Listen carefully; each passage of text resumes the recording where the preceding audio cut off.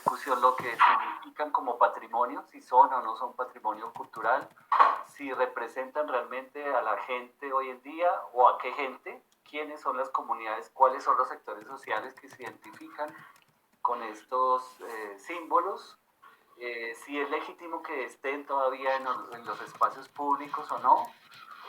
Todo eso está como en el debate, ¿no? Desde luego los símbolos o estos monumentos siguen en pie, la gran mayoría, y creo que el tema que nos acoge hoy en día y pues la idea de discutirlo entre nosotros tal vez sea como mirar de qué formas se deberían asumir y qué podría pasar hacia el futuro, ¿no? Ujú. Muchísimas gracias, Diego. Carlos. Bueno, yo también estuve al pendiente de las cuestiones que estuvieron en la página de Diego. Como siempre, vimos algunos prohispanistas o nativos de Sudamérica que tienden mucho a ponderar todo lo que es hispanismo. Aquí en México, gracias a Dios, no tenemos el problema tan fuerte como lo tienen. Yo vivo en Cuernavaca. Aquí en alguna ocasión se trasladó una estatua que tenía en el privado un industrial mexicano y la pusieron en alguna avenida de Hernán Cortés. La quitaron rápidamente. Yo no estaría tan de acuerdo en verlo desde el punto de vista como arte como pretendieron algunos, porque el arte en última instancia sí lo tiene, pero es un simbolismo de oprobio. Para nosotros, por ejemplo, la figura de Hernán Cortés, aquí a los mexicanos normalmente, que tenemos una cultura mediana, no lo vemos como un hombre que debamos de rendirle algún tributo. Cosa que yo veo que, por ejemplo, en Colombia, con las esculturas que ustedes tienen, pues las han tumbado y hay quien se ha molestado mucho. Pero, a final de cuentas, mi problema no radica en las esculturas, porque aquí nomás tenemos la de Cristóbal Colón como un símbolo. Pero hay una muy desconocida, que no es una escultura, sino es una especie de monumento que mandó a hacer Hernán Cortés, que está muy cerca del Paseo de la Reforma, una de las avenidas centrales de México, que la mandó a hacer en memoria de los españoles caídos. Los mexicanos no la han descubierto mucho, porque si no yo creo que ya la habrían también tumbado ese monumento, y es un monumento a final de cuentas colonial. El problema que nosotros vemos en México, los que no somos chauvinistas españoles, pero también jalamos un poco con nuestro pueblo y entendemos las raíces que tenemos, y hemos dicho que el problema, por ejemplo, de México, no sé cómo estén en Colombia o en Perú.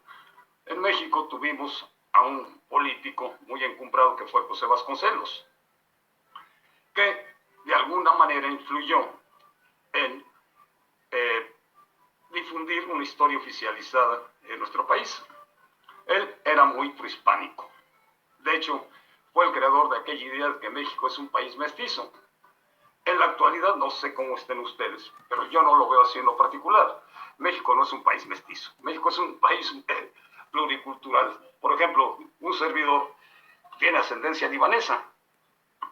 Tengo algo de española también, pero entonces sería un mestizo no propiamente indígena. Y yo peleo mucho por el concepto de nacionalidad y de identificación, precisamente para quitar esos estigmas que tenemos aquí en México, que le llamamos naco al indígena, y lo hacemos a un lado. Entonces, no tenemos tanto el problema como ustedes de que hayan querido tumbar muchas esculturas, porque las tenemos. De hecho, el 12 de octubre, el gobierno de la Ciudad de México prefirió retirar, disque para darle mantenimiento a la estatua de Colón, y la quitaron porque había grupos que la pretendían tumbar. En realidad, yo a Colón no le reconozco ningún mérito, ni por el descubrimiento de América, ni ninguna valentía. Y así lo puse en algún libro. Yo los considero donadies a todos estos, empezando por Colón y todos los demás que nos llegaron cuando menos aquí a México.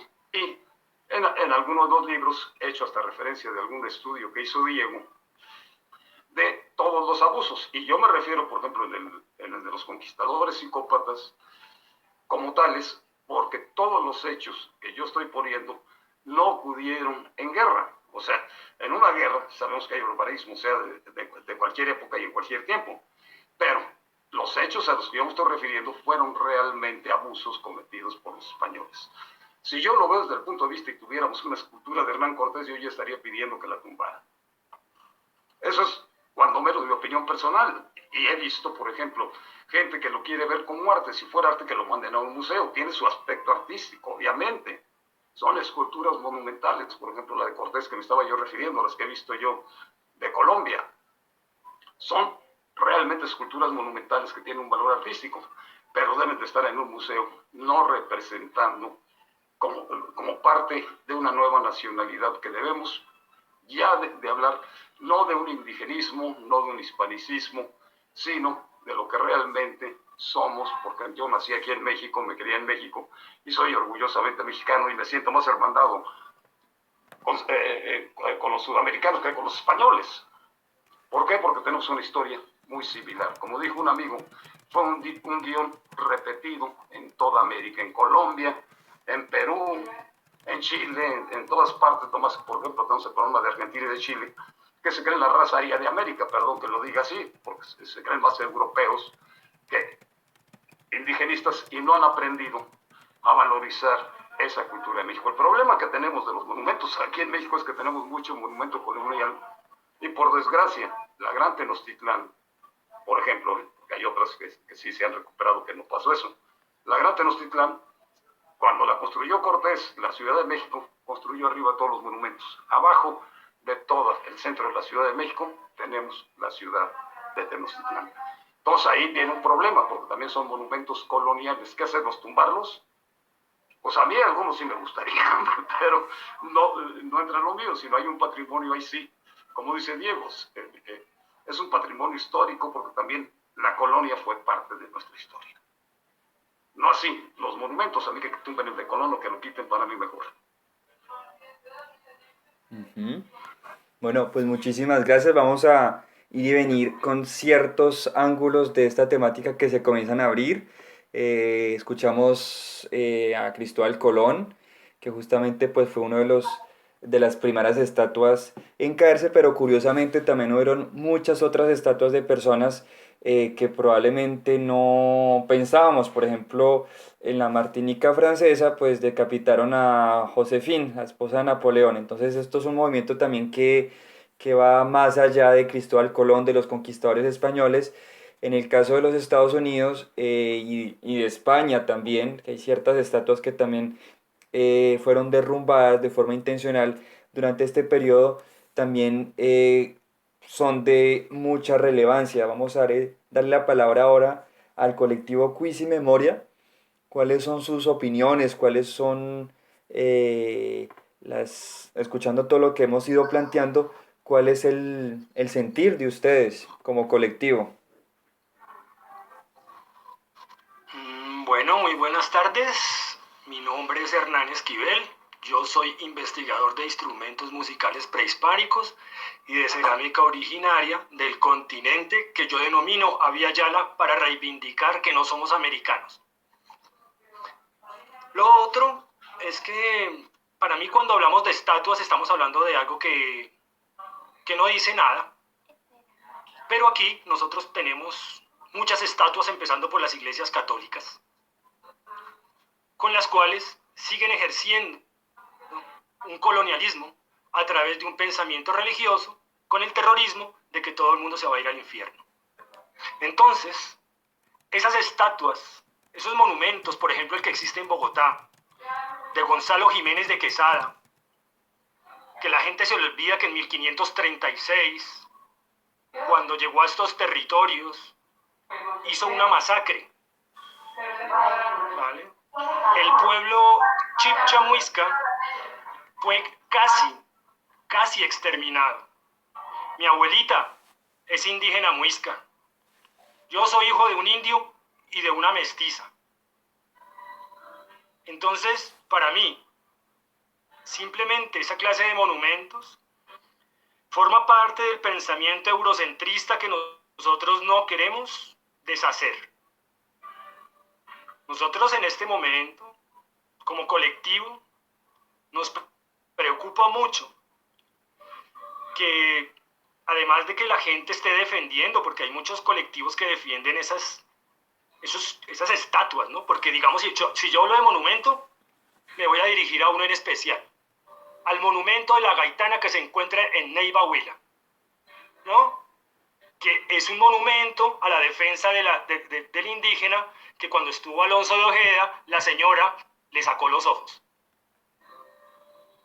Eso es un monumento para mí de reivindicación. Los otros simplemente son estatuas, como la que les comento de Gonzalo Jiménez de Quesada, porque la gente piensa que nosotros los muiscas estamos extinguidos totalmente. No, llevamos algunos años, décadas, retomando ese pensamiento, porque es un pensamiento. Entonces, recuperando los haceres, el caminar, nuestras medicinas ancestrales. Eso es el trabajo que nosotros, como Cuisi, venimos haciendo. Yo pertenezco a un cabildo indígena, aquí en Colombia. Y pues yo soy un hacedor del barro, vengo recorriendo territorios desde México hasta el sur de Chile, investigando. Llevo 16 años en ello y me he podido dar cuenta de lo que decía el mayor ahora.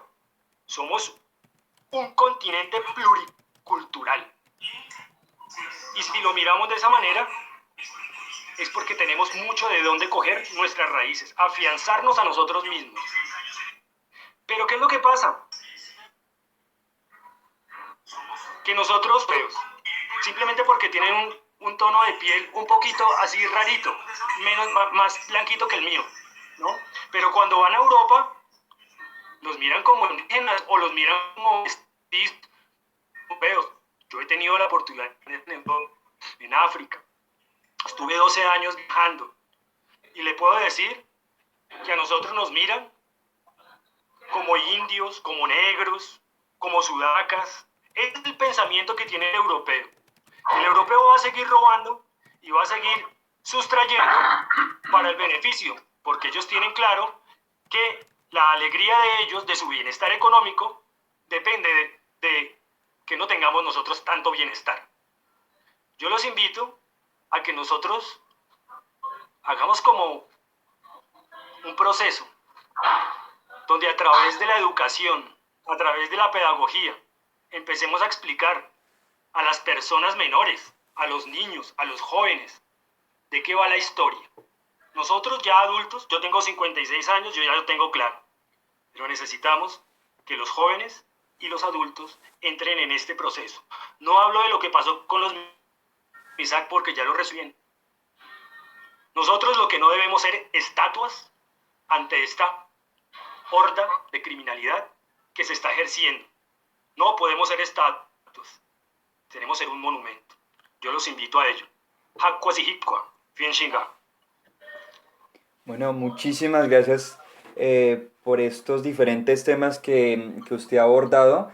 Ya vamos a volver un poquito a tejer todos esos diferentes temas. Vamos a ampliar un poquito, pero ya vamos a comenzar a darle un poquito más de forma lógica, como nos han enseñado para que las personas quizás que nos están viendo puedan hacer esas preguntas. Imagino que hay muchas preguntas pendientes. Francisco, ¿cuál es su punto de vista?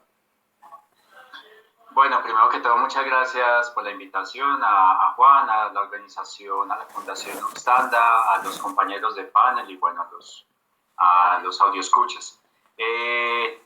Quería tocar el tema de la identidad y de la memoria a través de las estatuas.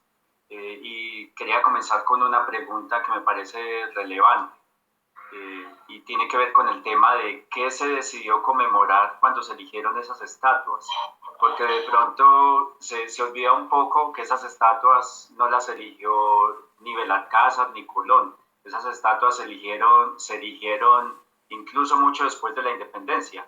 Por ejemplo, estuve investigando la estatua de Cristóbal Colón en Bogotá, se erigió a mediados del siglo XIX. O sea, digamos, los gobernantes de nuestra Colombia, entre comillas, independiente, y igual proceso pasó en otros países de Latinoamérica, decidieron mantener ese simbologismo europeo. Y digamos que ese ha sido uno de los grandes problemas no solo de que estas estatuas sigan representando quiénes somos, sino de que no nos reconocemos como latinoamericanos, como decía mi compañero anteriormente, como en Abdayala o como individuos que tenemos como latinoamericanos, digamos, una parte europea, pero también que tenemos que reconocer esa identidad indígena, esas identidades afro-latinoamericanas. Y creo que estas estatuas, cuando las ve uno en las plazas, digamos, semi-abandonadas, que la gente piensa que no son importantes, el día que se habla de ellas, que se quieren remover, entonces ahí sí salta una parte importante de la sociedad, de los gobernantes, a decir que cómo se va a hacer eso. Y siento que es importante que, como decían anteriormente, que estas estatuas estuvieran, digamos, en un museo de la memoria.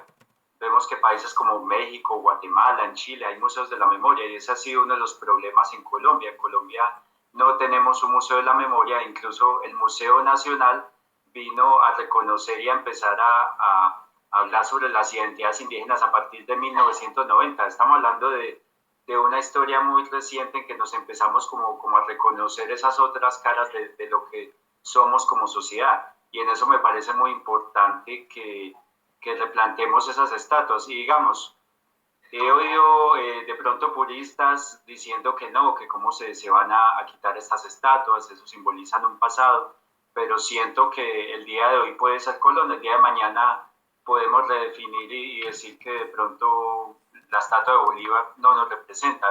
Digamos, las estatuas son una parte muy importante de lo que se quiso representar en una época y de lo que los gobernantes quisieron representar poniendo esas estatuas allí, como lo dije hace siglo y medio, no hace 5 siglos. Y siento que es importante, como decía mi compañero anteriormente, cambiarlas por estatuas como la de la Cacica La Gaitana, por monumentos que nos representen más como identidad. Yo creo que ese es un paso muy importante que tenemos que dar como sociedad latinoamericana y que países como México de pronto, digamos, están más avanzados en reconocer esa nacionalidad heterogénea de diferentes culturas. Y quería hablarles, el otro tema que me parece importante es sobre separar a las personas de las acciones. Generalmente tendemos a vanagloriar, digamos, primero a los conquistadores, ya eso está muy resignificado, pero digamos también a los próceres, los que llamamos próceres de la independencia. Y también sabemos que dentro de este contexto hay otras personas a las que se les han erigido monumentos que también hicieron acciones terribles y masacres y eso. Entonces, yo siento que esa historia y que esa representación de la historia a través de los monumentos, que puede ser a través de, digamos, nombres de instituciones, de calles, de otras formas de representar, son cambiantes y tenemos que pensar que en el futuro la sociedad necesita eso, necesita seguir revaluando la historia, porque siento que esa historia es un proceso cambiante, es un proceso, digamos, que evoluciona dependiendo de los contextos y para ello estoy muy de acuerdo en que necesitamos pensar que estos personajes, si los vamos a tener en algún lado, deberían ser en un museo de la memoria donde se diga también todas las atrocidades y todas las cosas malas que hicieron. Me parece que es importante abordar eso y reevaluar, como llamamos, digamos, a las universidades, a los centros culturales, a pensar que hay detrás de esos nombres, de las personas que fueron esclavistas, que han asesinado. Entonces, bueno, quiero dejar eso ahí, sobre todo abierto el tema de quién decidió hacer esas conmemoraciones, de por qué nuestros gobernantes, habiendo pasado varios siglos, quisieron seguir rindiendo tributo a estos personajes. Es una pregunta que todavía me ronda en la cabeza. Ujú. Y es como decirnos que el hecho de cuestionar el pasado no nos hace legítimos, ¿no? Que muchas veces cuando se tienen este tipo de conversaciones con ciertas personas, el primer miedo, la primera incertidumbre es decir, no, pero van a borrar la historia. Pero entonces, ¿de qué historia estamos hablando? Si vemos la historia tal como nos la han planteado, vemos pues que es una historia inspirada en un 90%, ¿no? de las crónicas de los españoles, con el punto de vista de la época, con el punto de vista religioso, ¿no? Porque pues los cronistas eran más que todo pues personas que habían hecho estudios religiosos. Entonces llegamos a una primera pregunta: ¿somos legítimos para cuestionar el pasado? ¿Quién quisiera? Pues pienso que sí, ¿no? Precisamente cuando yo me refiero a José Vasconcelos, que aquí en México le dicen el maestro de América, y que a lo mejor en Colombia ni lo conocen porque así somos los mexicanos. Hasta un detalle muy simpático, ¿no? A Benito Juárez, que le decimos benemérito a las Américas, se lo pusieron en Colombia, no en México, ¿eh? Eso es algo chistoso. Pero volviendo a Vasconcelos, Vasconcelos llega al absurdo completo, y yo creo que es una molestia, con todo y que fue un maestro universitario y a él le debemos el escudo universitario, etcétera, etcétera. Se le ocurrió decir que el verdadero de la patria, el verdadero padre de la patria de México, es Hernán Cortés. Y se crea una historia que a final de cuentas, pues muy conveniente para una ideología y para un colonialismo posterior a la independencia, porque en México se dio muy claro, como yo imagino en Colombia. Aquí digo, la independencia la hicieron criollos y pocos mestizos. Primer problema que tenemos en nuestras historias. Entonces, si vemos que todavía hasta la fecha tenemos gente que añora a Agustín Iturbide como también padre de la patria, otros a Hernán Cortés, nos enfrentamos a un conflicto que yo imagino que es muy similar en Colombia, que nosotros, a final de cuentas, no aceptamos muchos esa historia y nos estamos comprometiendo a escribir. Tenemos un problema más fuerte, que es el que tenemos todos, como dijo el latinoamericanos. A mí no me gusta utilizar esa palabra, yo ya le quito el latino y digo americanos, aunque se confunda con los gringos, porque esos son gringos para nosotros, todos somos los americanos, ¿ok? Esos son los norteamericanos o gringos, en pocas palabras. Nosotros somos americanos, todos los que estamos ahorita aquí. Tenemos en común que hubo un disque mestizaje, y eso se ponderó durante mucho tiempo, creyendo que el camino, y eso fue Vasconcelos uno de los que lo promovió, el camino era darnos una identidad mestiza. Yo me doy cuenta que no es el camino. Yo escribo sobre los mexicas, escribo sobre esa identidad que debemos de tener, no porque los mexicas sean el único pueblo que hubo en Mesoamérica, sino que es el representativo de la caída, nada más. Pero también escribo sobre los purépechas, escribo sobre los mayas. Entonces, esa riqueza cultural que tenemos, que se nos negó y nos siguen negando, por ejemplo, los españoles todavía nos siguen diciendo que debemos estar eternamente agradecidos con ellos por venirnos a quitar la pluma, o sea, civilizarnos, porque son muy ignorantes, no entienden las civilizaciones que había aquí, como la muisca, como había muchas que tienen mucho en común, inclusive, pues en un descuido, hasta los mexicas vinieron de Sudamérica y posiblemente hasta de Colombia.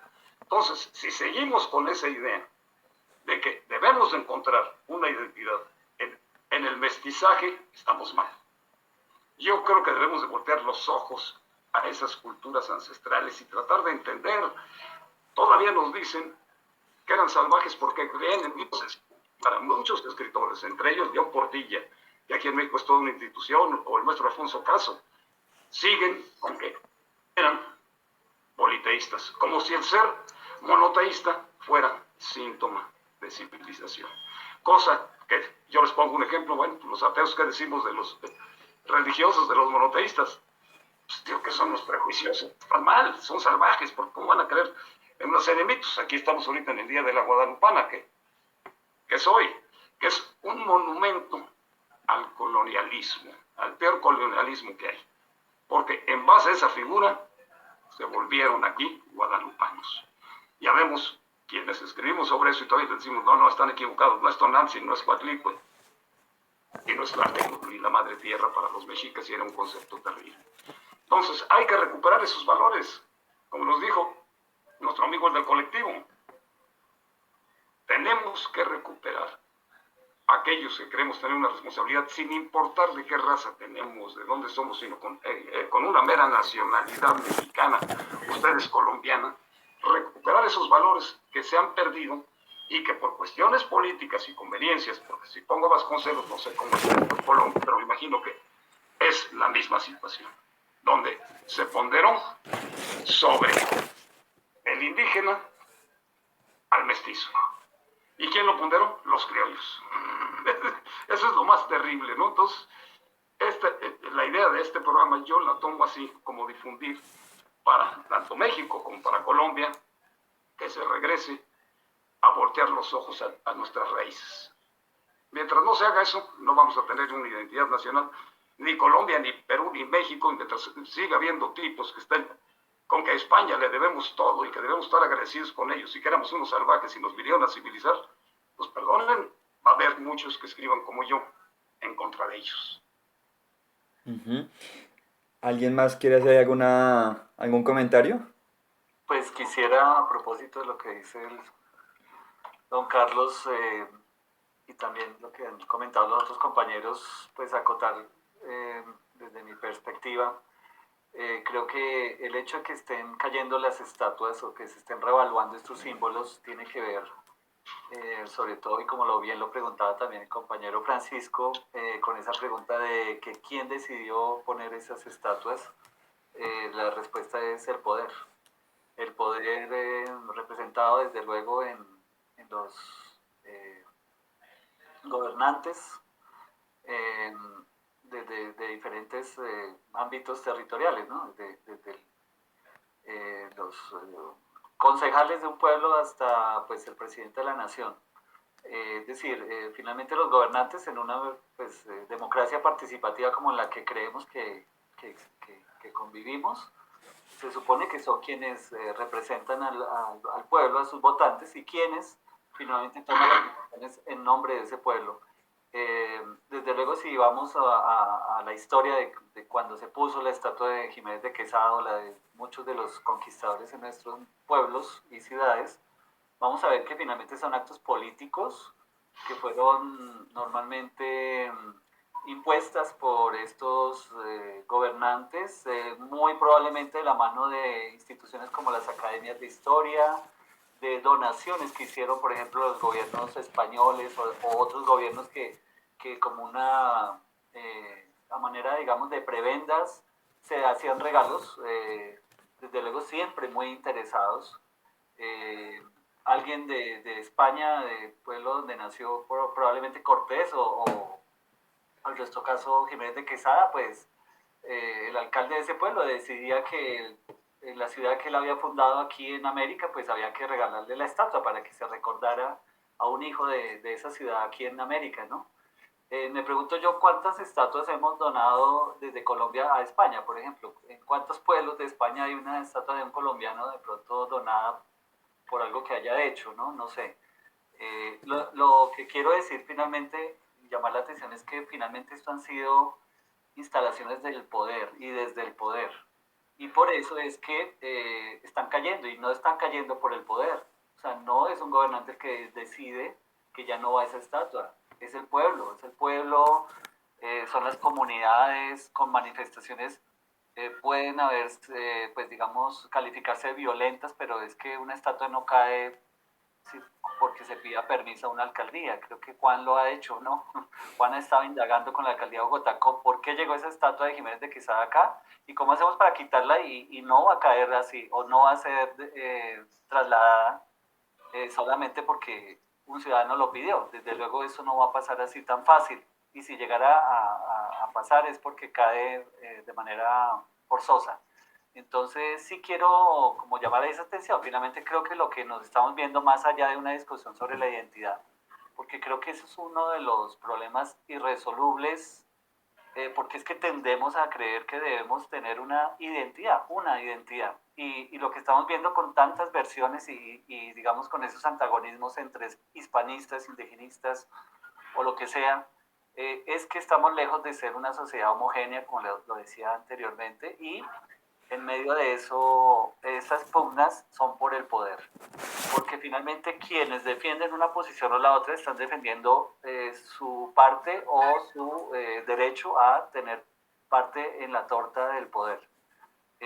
Por eso finalmente son representaciones poderosas, en el sentido de que, por ejemplo, los MISAC No tumbaron la estatua solamente porque el personaje puede ser cuestionado históricamente y revaluado, sino porque de facto ellos sí querían y quieren tener un control sobre ese espacio territorial específico. Ellos ya, digamos, estableciendo y volviendo a, digamos, a retomar lo que consideran que histórica y tradicionalmente es su espacio de la pirámide de Tulcán, como se le llama.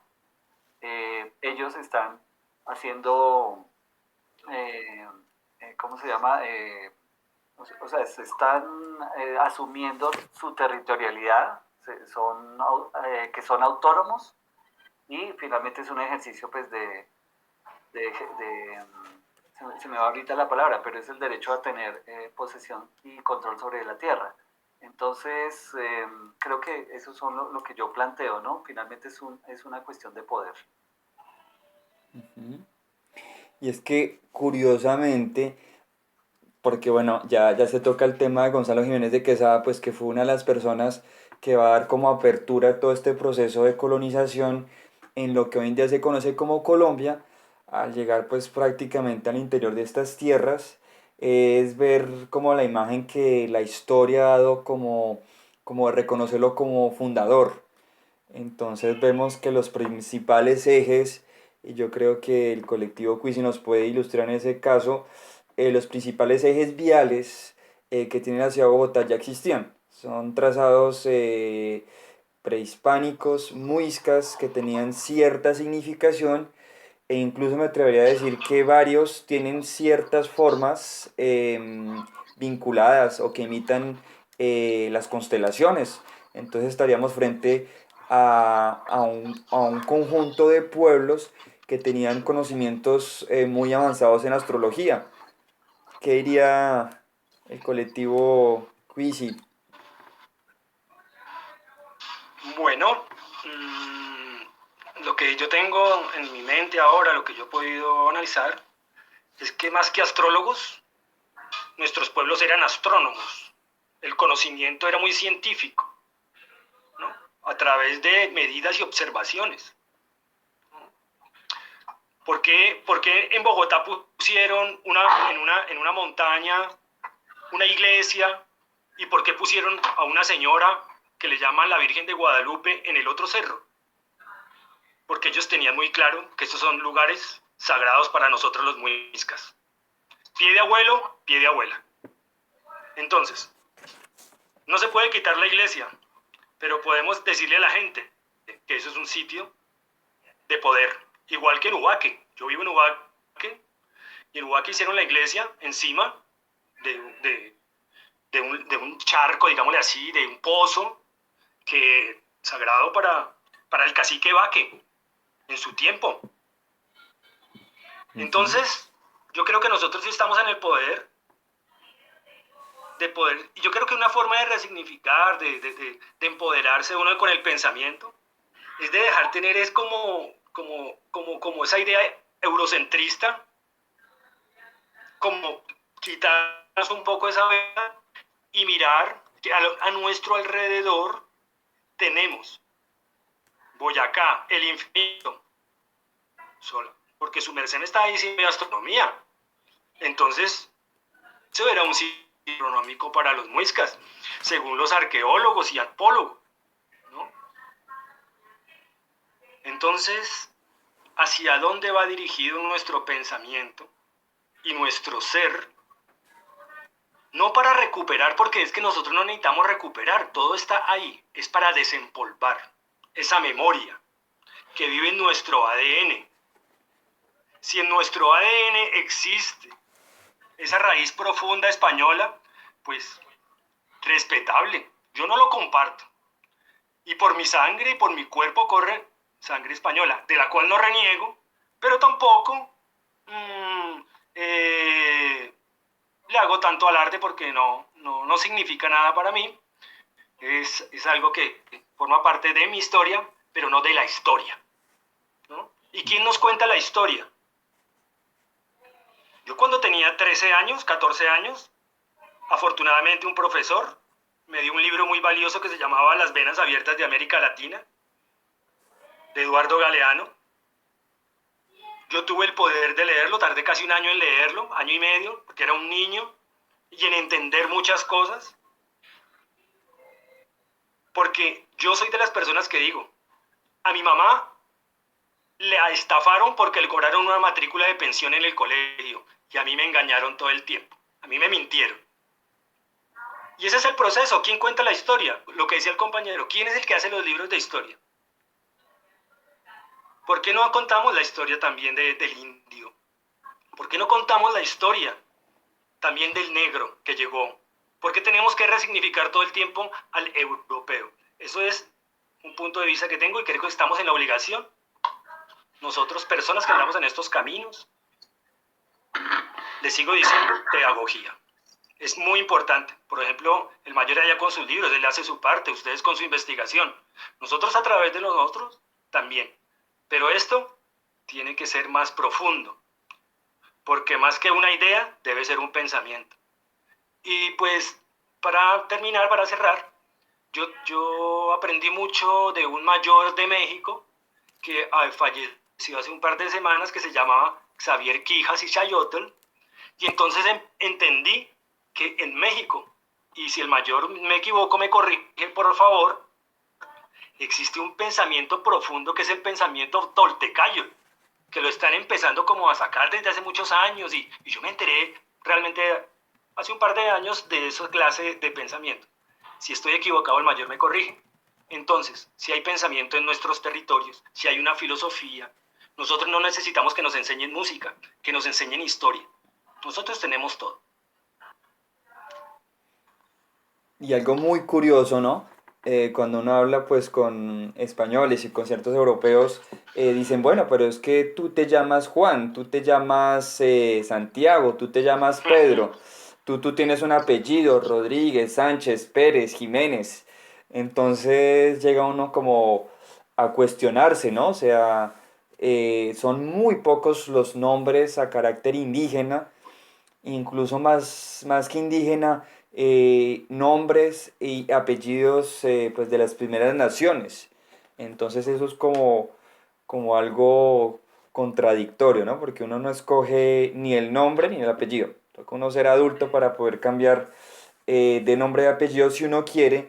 Entonces, al igual que la familia, son imposiciones sociales, son cosas que nos preceden, nosotros somos el resultado de todos esos conjuntos de historias, de dinámicas sociales, y entonces pues llegamos con toda esta cuestión de herencia, ¿no? O sea, hablamos castellano, eh, tenemos creencias cristianas, aunque muchas personas no las practiquen, tenemos muchos más puntos de vista entre comillas, que compartimos con españoles que pues con las tradiciones de los pueblos indígenas. Incluso pues siempre se saca ese argumento de que menos mal que llegaron los españoles porque es que aquí había canibalismo, que en el continente americano se hacían ritos, se hacían ritos, bueno, ya hablando en términos más religiosos, ritos satánicos, ¿no? Que se ilustra, ¿no? Yo creo que esta película Apocalipto como que despertó mucho el imaginario colectivo al ver estos sacrificios de corazón abierto y todo eso. Entonces, qué horror, ¿no? O sea, es comparar dos mundos diferentes, el español, que es un mundo más civilizado, entre comillas, y el mundo del conjunto del continente americano. Entonces, no sé si alguien quiera hacer hincapié este argumento, a estos argumentos. Bueno, lo que hablaban mis compañeros anteriormente, el tema de la educación. Hablamos de, tú hablas desde el colectivo de que te habían robado porque habían pagado una matrícula bien cara para recibir una educación incompleta, una educación sesgada. Y me preocupa mucho que si uno mira los textos de los muchachos, de los estudiantes de hoy en día de colegio, no han cambiado mucho. Se hablan del descubrimiento de América, se habla de la conquista como lo vimos nosotros hace 20, 30 años en el colegio. Entonces eso es muy problemático. Y me pongo una pregunta sobre el tema de por qué otros países como en Estados Unidos, en Bélgica, en Bolivia, en Perú, se han podido de derribar estatuas. Y bueno, en Colombia digamos que comenzó la comunidad MISAC, ese símbolo, esa estatua hace poco, este año. Pero ¿por qué en Colombia no se ha dado ese, digamos, ese movimiento tan grande para cambiar esa simbología? Y me atrevo a responder un poco que tiene que ver con esa represión que tiene el estamento por mantener el status quo desde el poder religioso, como lo decían anteriormente, erigiendo los monumentos, las iglesias encima de las iglesias indígenas, de los sitios simbólicos, hasta el poder político, porque como les decía anteriormente, uno ve, por ejemplo, la estatua de la reina Isabela en Bogotá cayéndose con las palomas encima, a nadie le importa, pero el día que llegue alguien a decir, tumbemos esa estatua y cambiémosla, ahí sí el status quo, el poder político salta encima y tiene que ver porque mucho con que nuestros gobernantes y nosotros mismos hemos sido educados siempre con esa concepción de superioridad de educación europea. Entonces,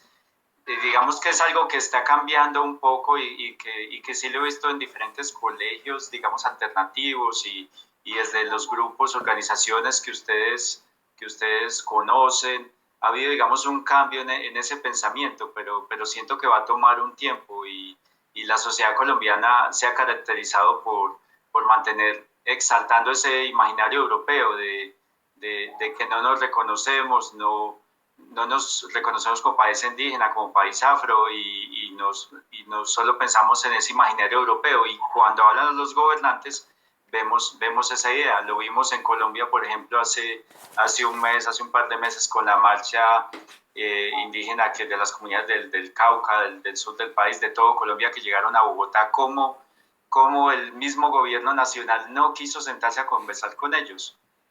Cuando el gobierno va y se sienta a conversar con todo el mundo, pero no se sienta a conversar con las comunidades indígenas y los tratan de terratenientes, los tratan de que son los que tienen la mayor parte de las tierras en Colombia, de que son los que ellos hacen, o sea, que los indígenas solo están clamando eso porque no tienen nada más que hacer según el gobierno y que reciben mucho dinero, nada más alejado de la realidad. Entonces, digamos, desde esa percepción de cómo la educación ha hecho que estos gobernantes y que los elijamos para que estén allá, ha sido algo problemático y espero que cambie más pronto que tarde, pero siento que sí, desde el comienzo, desde joven, la educación es colonizadora, colonialista, va a tomar mucho tiempo para que cambien esas percepciones.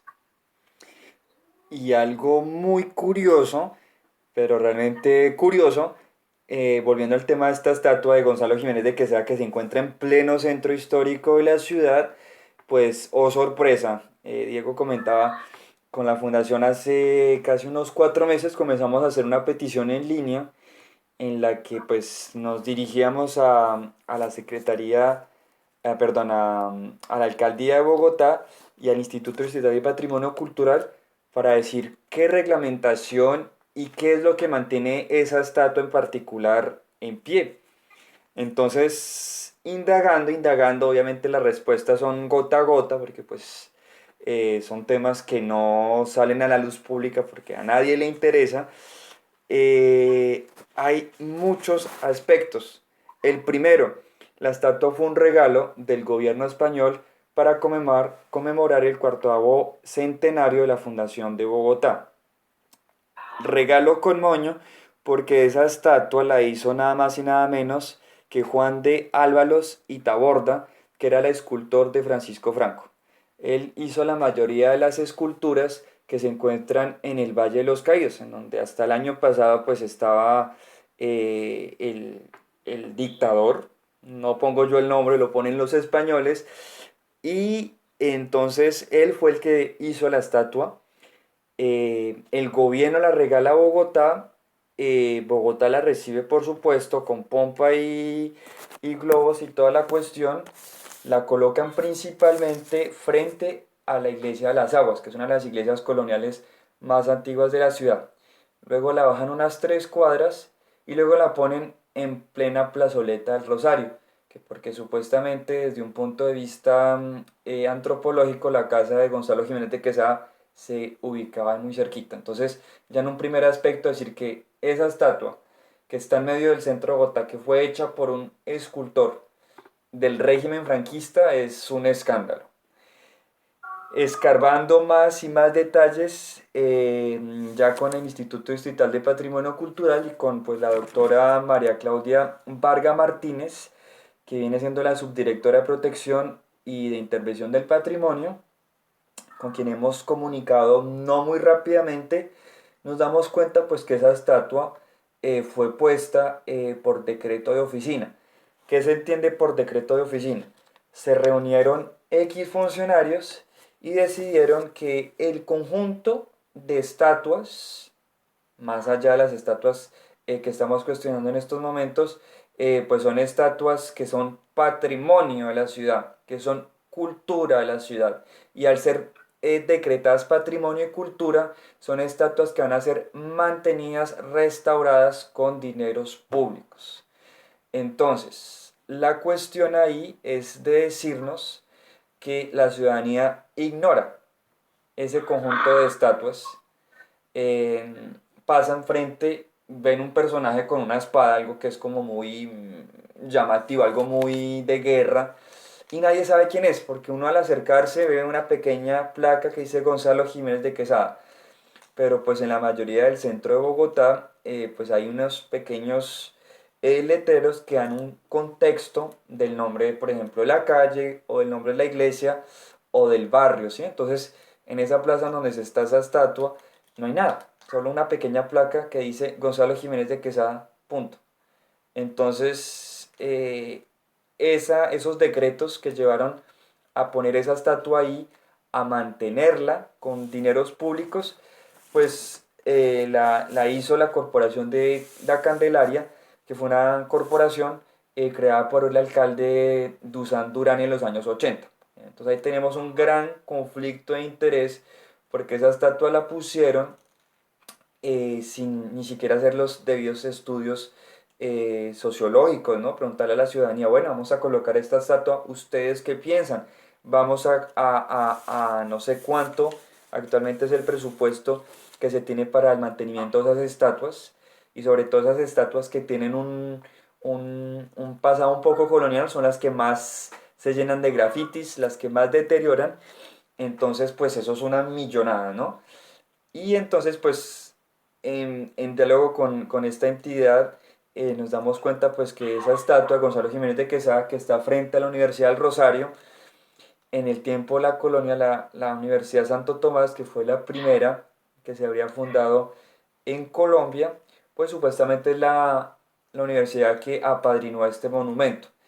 Entonces, más allá de ver toda esta parte simbólica de lo que hemos venido hablando, y ya como para ir cerrando esta charla, es darnos cuenta que esas estatuas las han puesto sin hacer estudios previos de validación de la ciudadanía, que se está invirtiendo dinero público para mantenerlas y que para dar una posible resignificación toque pasar por todo un proceso administrativo tedioso, fastidioso, burocrático, sometido a comités, sometido a presupuestos, para decir qué se puede hacer con eso.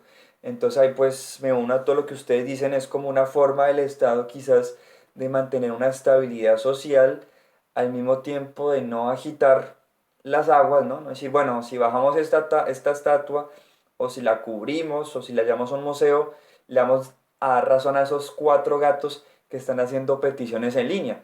Entonces eso es como una forma curiosa de darnos cuenta que hasta los mismos funcionarios que nos están representando, que son pagados por nuestros impuestos, de forma muy institucional, de forma muy burocrática, se van a esconder como detrás de esos cargos y van a decir, no, hay que respetar el procedimiento. Todo eso tiene un procedimiento, todo eso tiene estudios. Pero entonces, si seguimos la lógica de esos estudios, son estudios en los que la ciudadanía no, ni siquiera tiene su punto de vista, ¿no? Entonces tenemos varios aspectos como esos, a analizar con esas estatuas.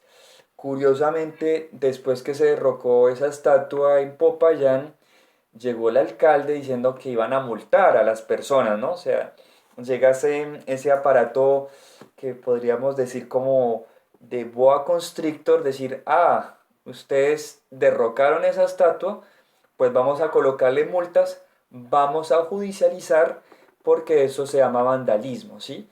Entonces fue interesante todo ese proceso en el que la comunidad pues citó al gobernador, citó al alcalde, pues para decir, bueno, eso es un lugar importante para nuestras comunidades porque utilizar la ley para castigarnos si la misma ley no se encarga de incluir. Entonces también tenemos todas estas cuestiones culturales, legales, históricas y de represión con miedo de multar, con miedo del escarnio público, ¿no? Porque pues eso también es algo que han utilizado siempre los sistemas, incluso desde la época colonial, ¿no? El escarnio público, el decir, bueno, si ustedes hacen eso, no solamente van a tener la cólera divina, el castigo divino, sino también pues generar cierta forma de rechazo y exclusión social. No sé, para ir terminando ya con esta charla, si cada uno de ustedes puede dar algunas palabras para concluir. Empiezo porque me quedó algo de Hernán muy bueno. Hernán, efectivamente aquí en México hay un movimiento que se ha mencionado como Toltecayotl. El problema que tenemos es ese movimiento de Toltecayotl, a final de cuentas, está muy sesgado. Te lo voy a decir así abiertamente, porque yo lo critico mucho. Me ponen a los mexicas y a muchos de nuestras culturas ancestrales como si fueran lamas emplumados. No, eran pueblos cosmogónicos, sobre eso me he dedicado mucho a hablar. O sea, su religión, que le llaman religión, entre ellos Alfonso Caso, el gran maestro Caso, Vaca Sagrada aquí en México y Miguel León Portilla, nos dicen que, que la Toltecayot, que estaban en un proceso de ser monoteístas.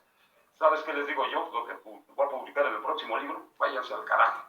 Nunca fueron en un proceso de volverse monoteístas porque simplemente su concepción era cosmogónica, igual que la de los muiscas, de eso había hablado yo con Juan. Esa idea del cosmos, como la tenían ellos, que veían, vamos a llamarles de alguna manera, porque no hay una palabra más exacta, ¿no? Deidades, ni siquiera dioses. Esas deidades son las constelaciones, es todo lo que hay, y supongo que por ahí andamos también con los autóctonos colombianos. Yo sí me he dedicado a hacer y a dar una nueva interpretación, y no nueva por ser de New Age, sino nueva de acuerdo a la cosmogonía. De eso, como digo, había hablado algo con Franco, es más, estábamos viendo si hay alguna relación entre los mexicas y los muiscas y otras etnias de Colombia. De hecho, a raíz de la plática con él, yo me puse a investigar un poco más, y encuentro a los tarascos, que tienen mucho en común, inclusive con lenguaje de Sudamérica, y eran estupendos navegantes. No sabemos, ni me atrevo a decir porque no hay más vestigios arqueológicos, que bien pudieron venir los tarascos avanzando desde el sur, y con ellos inclusive hasta los mexicas. Eso tenía yo pendiente de decírselo a Juan, pero ya va a salir el libro y te lo va a mandar, como hicimos con nosotros. Y entonces, cuando te oigo decir a ti que la Toltecayot no eran lamos emplumados, eran pueblos guerreros, eran terribles por llamarlos de alguna manera, pero no eran salvajes. O sea, alguien tocó ahorita el tema de que se zampaban al prójimo. No. Inclusive en el códice Laúd, porque son muy absurdos, yo alguna vez con Galarraga, que es una de las autoridades máximas aquí en México, platicaba con él y decía, ahí está Tlaltecutli, que era la deidad de la madre tierra, ahora me la quiere confundir con Tonatzin.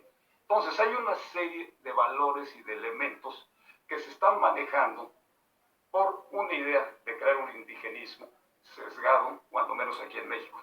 Esperemos que después puedas ver un poquito más de la Toltecayotl, que se piensa que los toltecas heredaron a las 7 tribus nahuatlacos y que era el mismo pensamiento. En el último libro que estoy por publicar, les aclaro que no le estén dando vueltas, tampoco me le vayan a poner ahora como lamas, como hippies, ahora le decimos hipitecas.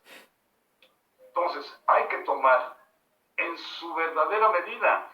Sí practicamos sacrificios. Yo lo que pongo en duda es que cuando Leo Sagún, que da cada 20 días una fiesta, pone que eran decenas o cientos de sacrificados. Tenemos dos cuestiones que posiblemente sí haya habido sacrificios colectivos, pero son muy individualizadas y también ya son de carácter colonial.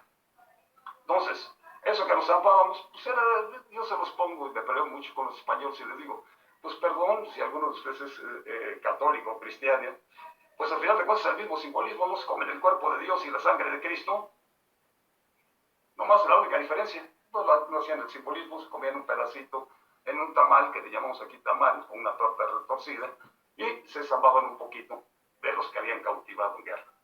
Entonces, si seguimos con esa idea española que nos vinieron a quitar la pluma, que es la que yo peleo, y seguimos con los monumentos coloniales de aquellas gentes que vinieron a cometer barbaridad y media aquí en América, está bien, nos trajeron el idioma, pues no, pues el idioma nos trajeron el español porque no aprendieron nunca los gachupines a hablar el latín culto. Hablaban los soldados conquistadores romanos el latín vulgar y ya se aprendieron. Entonces nos trajeron un idioma español que no estaba todavía ni cuajado cuando ellos llegaron. Y cualquiera que sea investigador de documentos, vean que escribían vaca con B grande. Y otras barbaridades, siglo XVI, después de conquistarlos todos, pues llegó Cervantes y empezó a darle un cariz culto al idioma español. Entonces, como dijo Hernán, teníamos cultura, teníamos una cosmogonía muy amplia que todavía la estamos descubriendo. Igual Juan Franco está en esas. Teníamos arte, la música, por ejemplo, los mexicas, yo he estado haciendo unas investigaciones. No era como se piensa que tocaban el caracol y nomás le pegaban al teponazli. No, ahí pueden buscar jazz con caracoles de un mexicano que toca varios caracoles y toca la trompeta como dice Gillespie, los caracoles.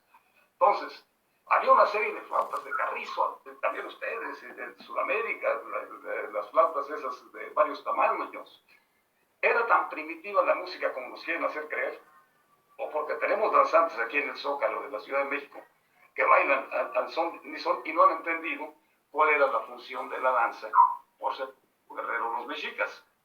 Entonces hay muchas cosas todavía por desentrañar por los nuevos muchachos que están entrando a las escuelas, que ojalá y me lean, y puedan darse cuenta de que esa educación que inclusive el maestro Caso, o que creó León Portilla con su Toltecayot, muy sesgada y muy errada.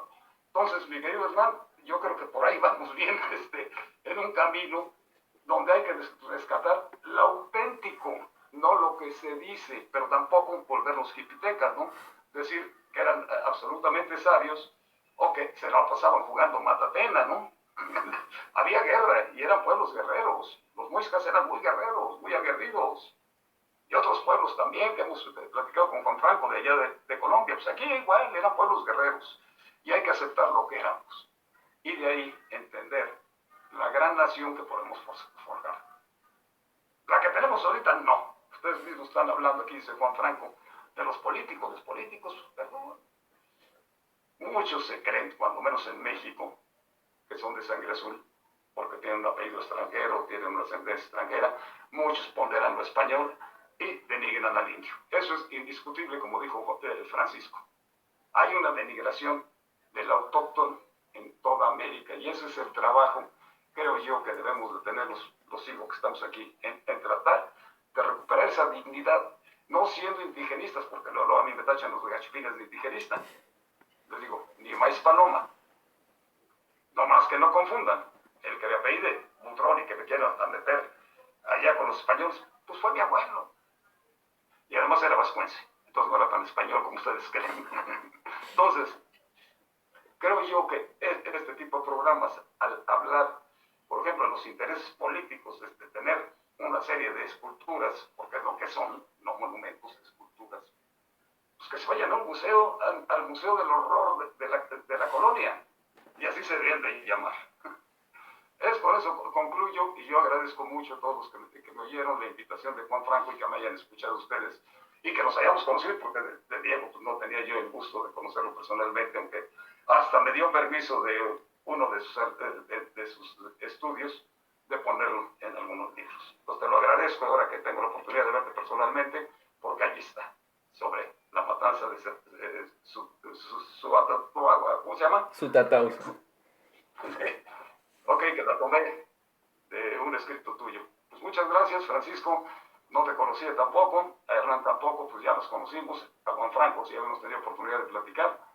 Y esperemos que esto les sirva para muchos paisanos suyos y paisanos míos, para que entiendan el valor no de nuestra sangre, porque a lo mejor ninguno de los que veo aquí somos tan indígenas, quizás Hernán tenga más el tipo, pero estamos hermanados por una nación y por un continente. Entonces, ese sería mi mensaje, ¿no? Muchas gracias, Carlos. Diego, ¿qué conclusión? Gracias, Carlos. Bueno, quisiera acotar que, como pues yo he hecho énfasis en el poder, en reconocer que esto es un asunto de poder y estamos en una pugna de poder. Hay que reconocer que llevamos más de 500 años de un dominio, de una invasión europea a unos territorios americanos, indígenas, muy variados, desde luego habitados por grupos muy diversos, y llega una invasión. Realmente esto se le debe llamar invasión. Si uno busca en el diccionario de la Real Academia de la Lengua, es muy evidente que finalmente utilizar el término de conquista es un eufemismo para lo que realmente fue todo este proceso. Fue tan traumático que 500 años después no hemos curado de estas heridas. Y también es evidente desde el mismo proceso de la independencia que quienes heredaron el poder después de los españoles, que usufructuaron a todos los pueblos de América, quienes heredaron el poder después de la independencia fueron los herederos de estos españoles, que son los criollos, y finalmente estos criollos todavía seguimos estando gobernados por finalmente inclusive familias descendientes de estos mismos criollos. O sea, si vemos las historias, por lo menos la de nuestro país aquí en Colombia, este país ha estado gobernado por familias. Han habido estudios muy interesantes de las relaciones que se tejen entre todas estas familias, y finalmente también el poder, pues hoy en día matizado y mediado por el narcotráfico y por otras formas, digamos, de poder que ya a través de las armas y de la violencia han seguido imponiéndose. Pero esta herencia del poder europeo sobre América, y que todavía hay quienes se sienten herederos de ella de manera inclusive directa, pues son los que todavía se resisten a que se reevalúen estos monumentos y estos personajes, ¿no?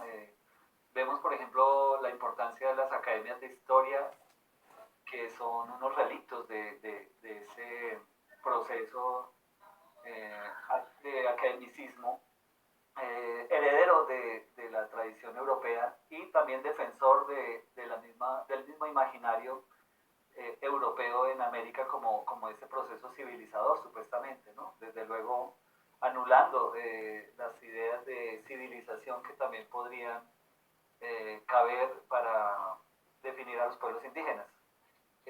Lo que finalmente nos matiza toda esta discusión es el colonialismo, como también lo han acotado algunos de ustedes, porque el colonialismo sigue imperante. O sea, somos hijos de un proceso muy complicado, que, como les decía, no está todavía sanado, porque no hemos reconocido nuestra madre como América, y somos hijos de un padre violador como Europa, y es un proceso traumático. Entonces yo creo que lo que nos resta también, como bien lo decían algunos de ustedes, es construir formas de identidad, que yo creo que no se puede nunca llegar a una identidad, pero sí seguir mediando y matizando a través del reconocimiento y la reevaluación de nuestra historia esta nueva identidad, para mirar en ese proceso cuáles son los símbolos que nos representan en esa forma de identificarnos. Y ahí es donde entra la revaluación de los monumentos, como los de los conquistadores, que si caen o no, creo que de su peso caerán cuando ya estemos lo suficientemente maduros para entender que estando ahí, lo que hacen es naturalizar una versión de la historia con la cual ya creemos que no nos identificamos porque la hemos estudiado a fondo y la estamos desde luego reevaluando, ¿no? Entonces, todavía falta, creo que nuestros hijos y de pronto nuestros nietos serán quienes ya finalmente verán esos monumentos donde deben estar. Consideramos que, como bien lo han dicho, de pronto como obras de arte pueden ser válidas, pero definitivamente no representan la historia, no son la historia. Representan unas formas de valoración de la historia que fueron hechas por el poder de turno y pues en todo caso esto seguirá pasando. Más adelante habrán otros poderes que vendrán con nuevas resignificaciones y valorarán nuevos héroes y hechos de la historia que más adelante se seguirán reevaluando. Es un proceso creo que constante, pero es muy rico estar en medio de este proceso social y en este despertar, por lo menos hasta ahora, después de tanto tiempo, de la comunidad y de la sociedad en general, que de alguna manera ya está tomando conciencia y no se está dejando comer, o como decimos acá, meternos los dedos en la boca del poder y sus símbolos que a través de ellos, de manera soterrada, nos van metiendo formas de finalmente coerción. Entonces, bueno, hasta aquí llego y muchas gracias a todos también. Diego, muchísimas gracias. Francisco, Listo. Sí, como decían mis compañeros anteriormente, la resignificación de esos monumentos, de esas estatuas, digamos, las estatuas solo son una parte de esa memoria, pero una parte importante que necesitamos reevaluar. Como decía Juan Franco, cuando se trata de hacerse frente a uno ante la burocracia, ante un montón de poderes que no quieren que esto cambie, y digamos lo que hizo la diferencia en Estados Unidos y en otras partes fue estos movimientos sociales que estuvieron detrás de ese cambio. Ya con la presión del movimiento social, ya a muchos gobernantes les tocó incluso ellos mismos remover las estatuas. Y digamos que el problema sigue siendo en Colombia, esa represión contra el movimiento social, contra los movimientos indígenas, contra los líderes sociales. Vemos la cantidad de masacres, de asesinatos que surgen constantemente en Colombia, que detrás de cada persona que es asesinada, todo un movimiento, todo un tejido social digamos, se daña, se afecta bastante y ese ha sido uno de los problemas como decía Diego, esos mismos apellidos, esas mismas personas han estado siempre en el poder y quieren mantener ese poder.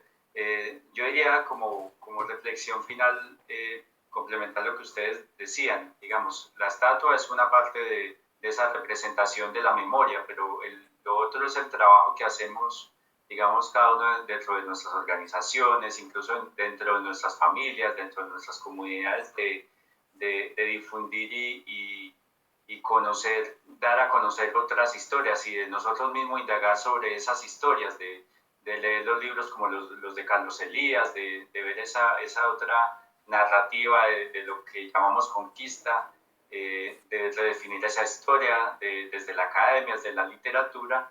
Y algo muy importante que me parece es desde el lenguaje. Como decía Diego, hablar de la conquista y no hablar del genocidio hace mucha diferencia en esas matices, como lo decía algún gobierno en Colombia, falsos positivos en vez de asesinatos. Digamos, ese lenguaje es lo que nos ha marcado durante estos 5 siglos, de cómo matizar, por ejemplo, el secuestro de personas, de comunidades enteras en África y traídas acá y llamarlo simplemente esclavitud y los matices que ha habido históricamente a través de eso. Digamos que el lenguaje es muy importante, que todos los días nosotros también lo trabajemos, porque a veces, digamos, uno escucha frases despectivas o dichos despectivos contra personas indígenas o contra otras personas o contra las personas mestizas, las que no son blancas.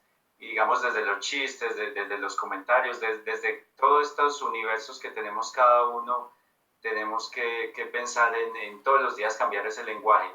Y parte de eso es darle nombres autóctonos de este territorio, de Atayala, digamos, a las calles, a los monumentos, a las nuevas expresiones de la historia que vaya surgiendo y pues de pronto quiero ser un poco más optimista que Diego, que ojalá no se demore generaciones, ojalá podemos despertar un poco antes y ese trabajo se siga dando día a día. Muchas gracias, Francisco. Hernán, para terminar,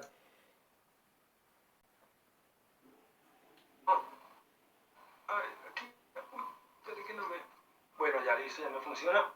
Bueno, primero quiero pues agradecer a Juan Franco por la invitación.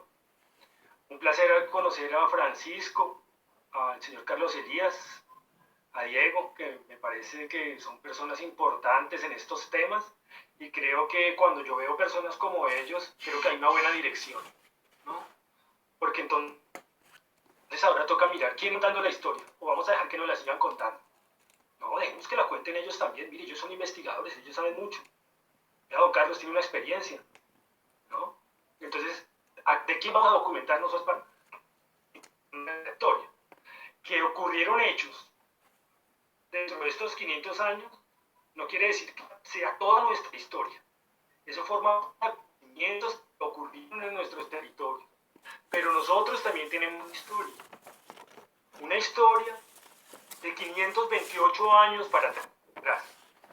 Y eso toca mirarlo. Ahora cuando don Carlos hacía el comentario de las trompetas y las caracolas, yo recuerdo cuando estuve en Chile, en el pueblo mapuche, ese tocar de las trutrucas, de los cultrum, de las pifilcas, ¿no? Con esa energía, porque si ustedes conocen un poco el pueblo mapuche es reivindicativo y está en pie de lucha, le ha tocado duro. Pero mire, ellos conservan sus músicas, y gracias a sus músicas nosotros podemos hacer esas músicas. Gracias a los señores de México nosotros hemos podido encontrar nuestras músicas. Yo estoy haciendo investigación sobre la música muisca, bien difícil, porque instrumentos no hay, o sea, no las han encontrado, o los que yo conozco son pocos. Yo he entrado a la reserva del Museo del Oro y del Museo Nacional. Ustedes vieron los miles y miles de piezas que necesitan gente para investigar.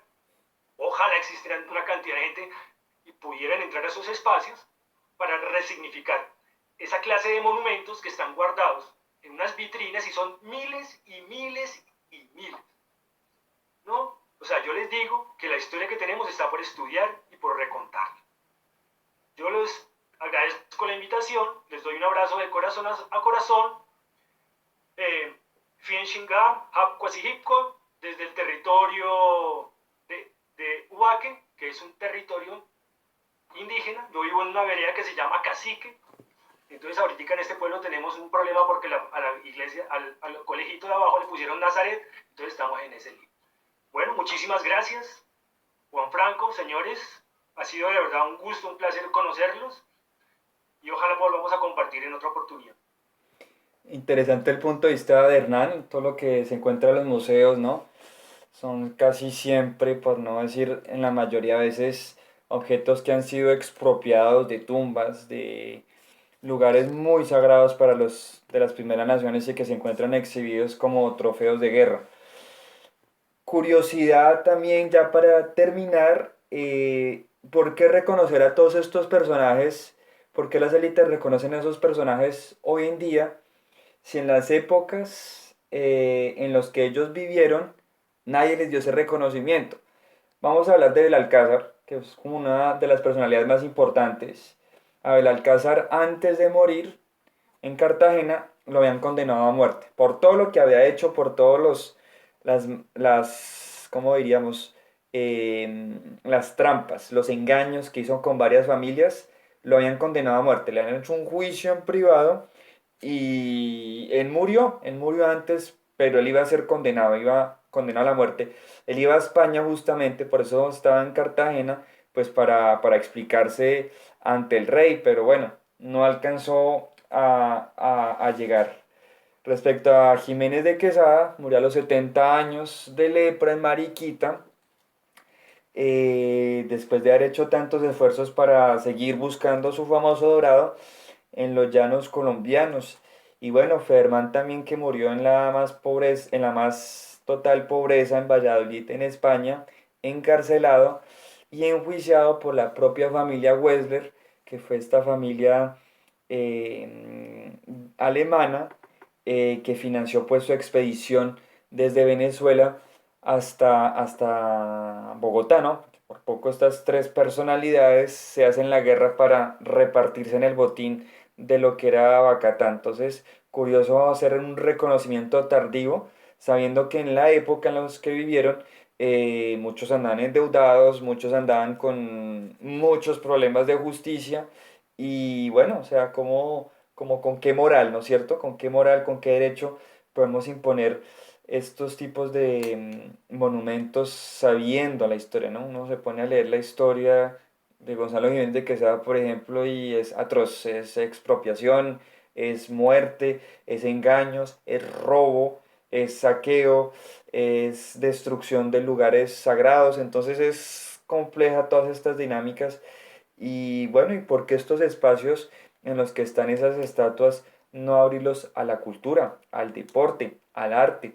a esas formas de expresión que realmente sí pueden dar inclusión social y que sí realmente pueden representar a todo el conjunto de la ciudadanía, en el caso de Bogotá, en el caso de las otras ciudades que tengan estas estatuas de colonizadores? Entonces, pues esa es como la invitación. Y también, ya para terminar, concluir, al mundo político no le interesa este tipo de temas, incluso a estas nuevas generaciones, incluso estos nuevos grupos que han llegado al poder, que ya contactamos concejales, alcaldes, gobernadores, ediles, y no les interesa, por más que defiendan abiertamente y a capa y a espada derechos humanos, derecho de comunidades indígenas, el tema les resbala. Entonces es también curioso darnos cuenta que incluso en el poder, muchas de estas personas que dicen representar las minorías, olvidan de dónde vienen.